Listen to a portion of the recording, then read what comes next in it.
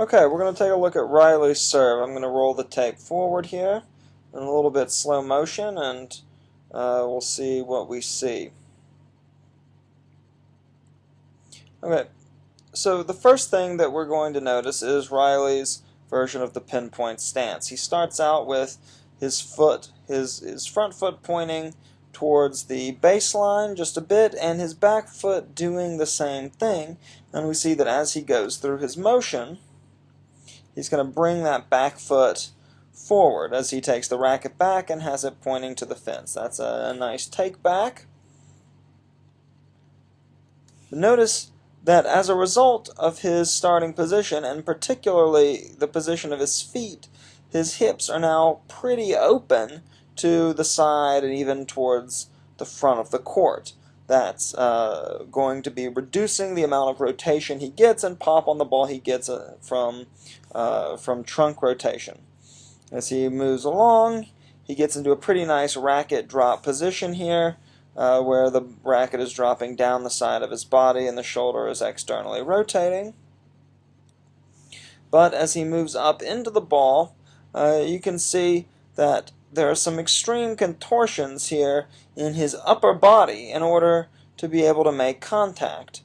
And finally, when we get to the landing, we see rather than, we see him landing on the correct foot, his left, and the right, instead of doing the normal thing, which is to kick back behind him, we see him bending his knee at an angle and looking not particularly graceful as he sort of falls-ish and then rights himself. So if we look at Roger Federer as an example, we can see Fed, first of all, the stance in which he starts, the front foot is pointing a little bit forward, although I think we'll see him shift to where it's almost parallel to the baseline, and this back foot, which he does not move, is pointing back towards the back of the court. This is called a platform stance, different from Riley's pinpoint stance, but it's something that I would recommend to Riley in order to get a little bit more rotation out of his trunk and torso. As you can see, Fed's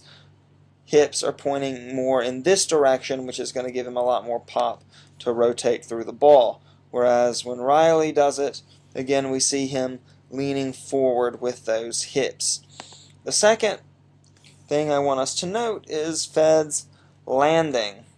Well, there's his contact point. I guess that's really the second thing. See how far out in front of himself Fed makes contact. Riley is lining up with sort of the front of his body, but he's so bent over here that it really doesn't look as good as it should.